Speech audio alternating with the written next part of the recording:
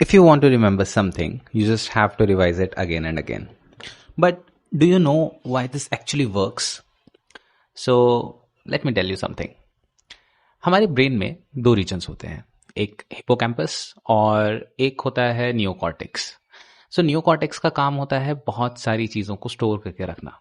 Like it has an infinite capacity to store things. And अगर हम उसके अलावा हिपोकैम्पस की बात करें, it acts like short time memory जो थोड़े टाइम के लिए चीज़ें स्टोर करती है. बट द थिंग इज कि जब भी हम कोई चीज़ पढ़ते हैं या रीड करते हैं तो वो सबसे पहले हिपोकैम्पस के पास जाती है.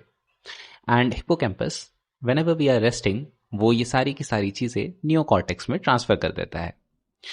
बट अब अगर तुम किसी चीज़ को बार बार रिट्रीव करते रहोगे तो उस चीज़ का न्यूरल कनेक्शन बहुत ज़्यादा स्ट्रांग हो जाएगा. एंड हिपोकैम्पस ही उस चीज़ को, उस मेमोरी को नियोकॉर्टेक्स से रिट्रीव कर सकता है. सो कंसिडर दिस, जैसे कि कोई एक लाइब्रेरी है जहाँ पर एक इनफाइनाइट अमाउंट ऑफ बुक्स हैं और वहाँ पर सिर्फ एक लाइब्रेरियन है.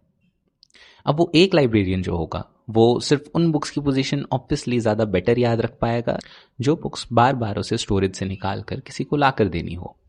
एंड दैट्स वाई जो मेमोरीज आप बार बार रिट्रीव करते रहते हो उनके न्यूरल कनेक्शंस इतने ज़्यादा स्ट्रांग होते हैं कि हिपोकैम्पस बहुत ईजिली उनको रिट्रीव कर पाता है नियोकॉर्टेक्स से.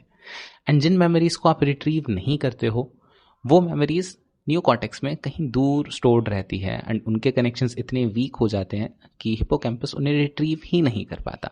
एंड दैट्स वाई अगर आप चीज़ों को बार बार रिवाइज करते रहो तो वो मेमोरीज बहुत ज़्यादा स्ट्रांग बन जाती है. एंड चाहे आपको वो समझ आ रहा हो या ना समझ आ रहा हो, फिर भी you are able to remember it.